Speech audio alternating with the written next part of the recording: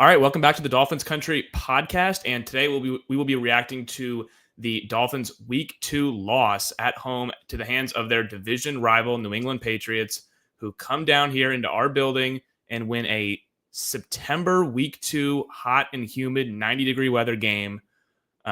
Just unbelievable stuff, really. But before we dive into that game, make sure to like and subscribe at the Dolphins Country Pod. We're on both YouTube and Spotify, whichever platform you prefer to listen to. You can find us there. So let's get into it. Dolphins and the Patriots today at 1:00. I mentioned this in the episode before this. If this was rock bottom, the Colts game last week, then you have to win this game, or this is truly rock bottom, because this is as must win a September game as you're gonna find in the NFL. You get the Patriots at home, where you usually take care of them, and off the bat, the defense once again gives up an easy 4-minute touchdown drive. I think they got to third down once, and they let up a wide open pass to Ramondre Stevenson down the sideline. So we'll just start right there. The defense for Miami make NFL history. We have just made NFL history. We became the first team to allow a scoring drive on the first 10 possessions of an NFL season. To start the season, we allowed points on 10 straight possessions. Obviously, the Colts went 7 for 7 last week on scoring drives, and New England scored a touchdown on both of their first 2 drives and then kicked the field goal. So they scored on their first 3 drives. So that's 10 straight drives of the Miami Dolphins defense allowing points. That is just really pathetic to start the season. Again, it's never happened before, so that just kind of tells you how embarrassing it is. Colts 7-7 on their scoring drives. Pass started 3-3. I hate to pull the "I told you so" card already 2 weeks in, but these are all issues that I had coming into the season that I knew they'd rear its ugly head. The secondary, again, not to pull the "I told you so" thing, but it's terrible, and I knew it'd be terrible. These corners remain garbage. I say that with all the respect in the world, but the secondary is just terrible. It's one of the worst units I've ever seen in my life. The linebacker play has been brutal, specifically Tyrell Dodson. I mean, this run defense was supposed to be good. It was surprisingly decent last year, despite the departure of Wilkins, the departure of Raekwon Davis, the departure of even Jerome Baker. The run defense was somewhat decent last year. This year, it's pathetic. I mean, these holes that people are run through. Ramondre Stevenson had a career day for Ramondre Stevenson, who, I mean, the Patriots drafted his replacement this year, early round 2. I think it was the second pick of the second round with Trayvon Henderson. And he was unbelievable, both as a running back and as a pass catcher out of the backfield. I mean, these linebackers can't keep up with anybody. It's embarrassing. Dodson was pathetic. Jordan Brooks, he got beat right on the sideline by Ramondre Stevenson, a power back. It's just not good enough. The pass rush, not good enough. I'm sorry. I've heard so much about this front four. You know, they get a lot of pressures, but just not enough results. I'm sorry. I've seen enough of this with the pressures that Chubb and Phillips and Chop all present. They don't get to the quarterback enough. It's just as simple as that. They don't get to the quarterback enough. They don't actually finish plays enough. They don't execute plays enough. Not enough sacks, not enough results. Sorry. I already mentioned the run defense is pathetic. I haven't even heard Sealer's name really for the most part this year. The first round pick, Kenneth Grant, haven't really heard his name. I've heard Jordan Phillips' name more than I've heard Kenneth Grant's name. We still have these pass rushers dropping back into coverage. I'll never understand that. I know you want to send exotic blitz looks, whatever, but nothing's working defensively. When you allow 10 straight scoring drives to start the NFL season with 6 months to prepare, and normally defenses are ahead of offenses at this time of year, early season, when offenses don't have any reps with each other, this is usually when the defenses are supposed to be good, especially us at home in September when it's hot. This is usually when the defense is supposed to be good for us. Absolutely not. They did whatever they wanted, whenever they wanted to. It was really pathetic. Getting to the offensive side of the ball, obviously improved from last week where we essentially got blanked. It's still gimmicky to me. It's still just too gimmicky to me. It's very A-chain dependent. The notes I wrote down in this game, I said the offense is still very, very gimmicky. It's very A-chain dependent in terms of he needs to break a huge chunk gain or we're not doing anything. We're going to find ourselves on third and long because we still can't really run the ball effectively. I'll get into that later, why. But it's just a very gimmicky offense. It's okay, A-chain, swing pass, A-chain, little Texas route. Can you do something with the ball in your hands? Which he normally always does. Credit to him. He always makes the first guy miss more often than not when he's in space. And he's an electric player, no doubt about it. But it's so A-chain dependent on can you break a big run? Can you break it for not even a run play? That's our offense. Our offense is extensions of run plays with A-chain in the passing game. That's basically the run plays. Is okay, get the ball to A-chain, behind the line of scrimmage or just in front of the line of scrimmage, and let's see what he can do with the ball in his hands. That to me has run its course. I've seen the offense. It's fun. It's fun when A-chain's, blitzing pass guys. And in fact, he did it at the end of the half. He scored from 30 yards out on a little Texas route and made 2 guys miss and then bulldozed the win in the end zone. It's fantastic when it's working. No doubt about it. It's just too gimmicky to me. I've seen enough of it. This is the 4th year now I'm seeing this offense. The 3rd year with A-Chain in it, but I've seen enough of it. I don't care for it anymore. I need to see an actual plan B, not just, okay, that's where we're going with the ball. Hopefully A-Chain can make something happen. That being said, Tua made some nice outside the number throws today. It was not all middle of the field dependent. It was not all A-Chain dependent today. Tyreek broke the year-long streak that we've been highlighting of not having any 30-yard catches. He finally got that done with a 48-yard catch. Underthrown. I don't care that it was underthrown. It was a 52-yard throw in the air. There's no chance you're going to hit Tyreek Hill in stride with that kind of ball. I mean, it wasn't an underthrown ball. It was just the fact that Tyreek's down there and the ball has so much air underneath it, you're going to have to, sit there and wait for it to drop down in your hands. It's just as simple as that. Remember the Super Bowl in Miami that Mahomes played in on that wasp route? Tyreek had to wait for the ball and catch it like a punt. So that's not anything to. I know all the Tua haters will say, "Oh gosh, he underthrew him again. Could have been a touchdown." It really wouldn't have been. That being said, I don't even want to get into the offensive line. I mean, I guess I have to. This offensive line is somehow worse than last year. Which, remember, if no one remembers last year's offensive line for the Dolphins, it employed Robert Jones and Liam Eichenberg. Those are the starting guards for the team, next to Aaron Brewer at the center spot. It was Liam Eichenberg and Robert Jones.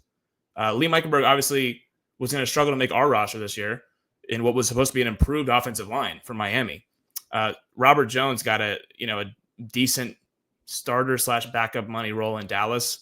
But that's, that offensive line last year, we couldn't run the ball for obvious reasons. Interior wise, I was going to lean to, okay, maybe it's personnel. We didn't know the players last year, and that's why we couldn't run the ball up the middle in between the numbers. But this offensive line stinks. I mean, look, it's just the big acquisition we got was James Daniels.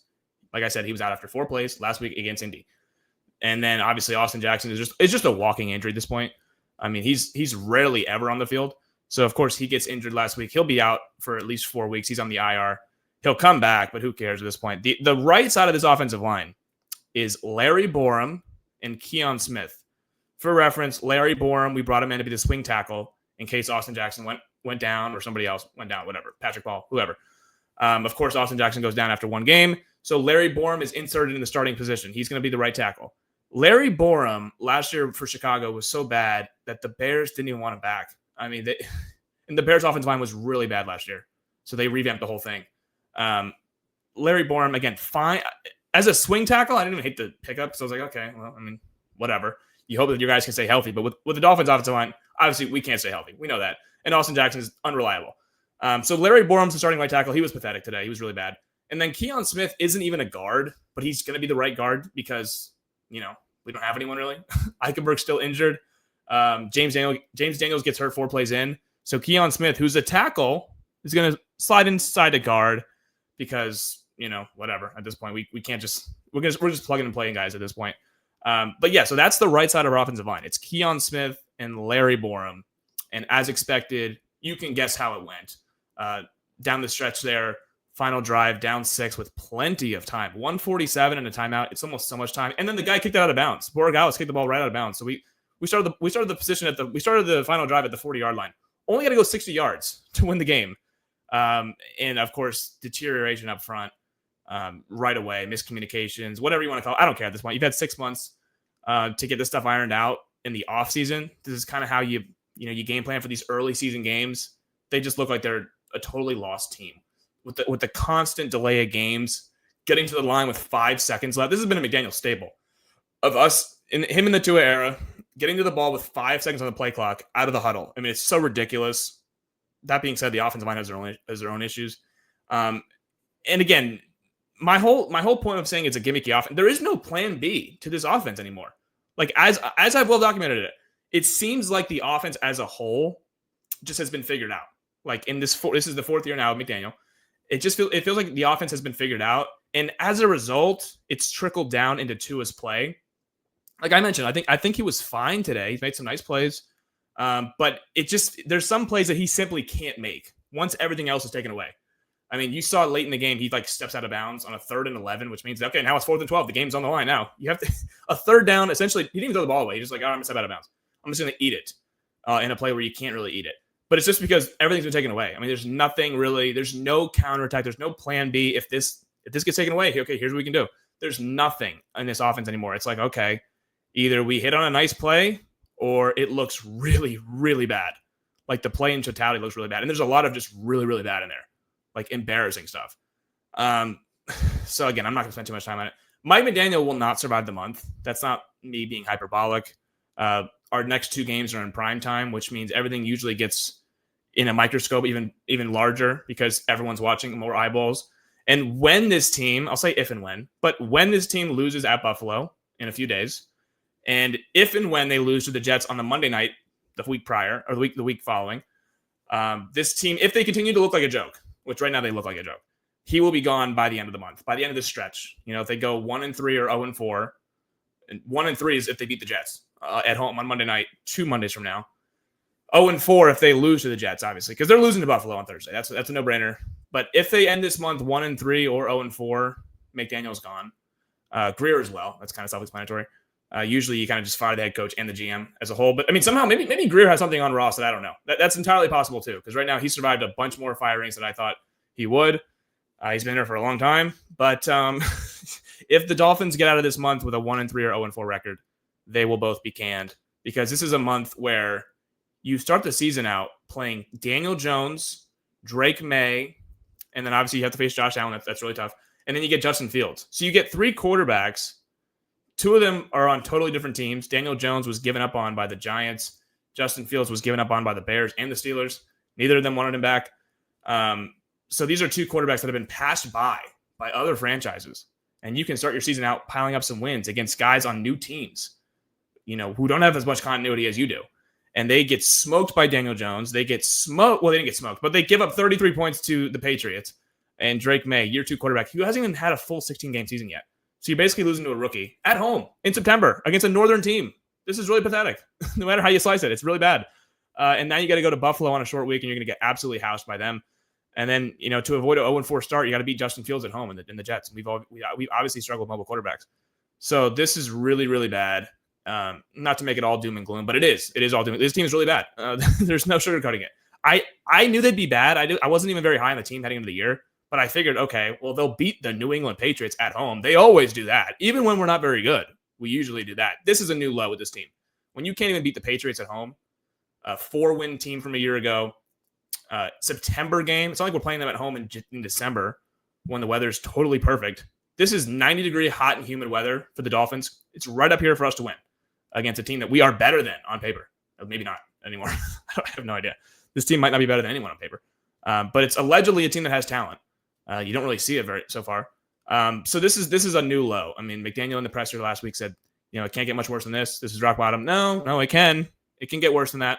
That Colts game was embarrassing, but you lose at home to New England in September. That is rock bottom, folks. That is really bad. Losing at Buffalo won't be rock bottom because they're not supposed to win Buffalo. They're not even supposed to compete. So if they lose 31-10 in Buffalo, that would be like, better than I thought. But this right here is rock bottom. This is really bad. You are not supposed to go into a season starting 0-2 in a year where there's so many jobs on the line. It's just bad football. Bad football all around. And that leaves the question as to what's next. And my answer, unfortunately, is I have no idea, other than I believe that McDaniel will not survive the month. I believe that Chris Grier will be gone. I mean, I think. But, Stephen Ross has put it past us a few times. And then as far as Tua is concerned, I have no idea. I still think he's a really good quarterback. I think he masks a lot of our issues. But at this point, he is part of the issue as well, just because the offense has been figured out. And like I said, it trickles down to his play as well. Through 2 weeks, he's played worse than I've seen him play to start any season through 2 weeks. I mean, his thing is he plays well against New England. That's like the bare minimum. We know Tua owns New England. He always plays well against New England. He's never actually played bad against them in his career. And today he was solid against New England, which is really bad for us because he's usually awesome against them. Today he was fine and he didn't win. He used to be 7-0 against New England. Now he's 0-1 against them this year. So his streak of dominance against the Patriots is now over, which means this team has hit a new low, as you can tell. Because we're not even getting those wins anymore. I mean, usually when Tua plays, we're good for a few wins against teams that we're just unequivocally better than, and he always beats those teams. Now we're not even beating those teams. So at this point, And the last 16 game sample size of Tua when healthy, because my whole thing was when Tua is healthy, we're usually solid. We usually win some games. Well, the last 16 games, we're 6-10 when Tua plays. And my whole thing was when Tua doesn't play, we're the worst team in football. Well, right now when Tua plays, we're not much better than the worst team in football. So, 6-10 isn't very good. That's the last 16 game sample size that we have to go off of. Just overall, not good stuff. I'll be back after the Buffalo game to talk more Dolphins.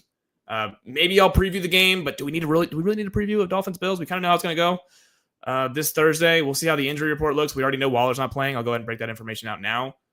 Josh Moser, who I had on the last episode, already says Waller unlikely to play. So nothing we didn't really know. We don't actually use tight ends in this offense anyways. So overall, that's my thoughts on week 2. Just tough start to the season. It's going to be a tough season overall because this is really the start of the season. You had to make your bread if you're going to be any good this year. You had to win these games early on, and they failed to do so in pretty pathetic fashion. So now we'll get the Dolphins on primetime standalone for the next 2 games for the whole world to see. So that'll be fun. But for real, thank you guys for tuning in to the podcast today, and I'll be back next time.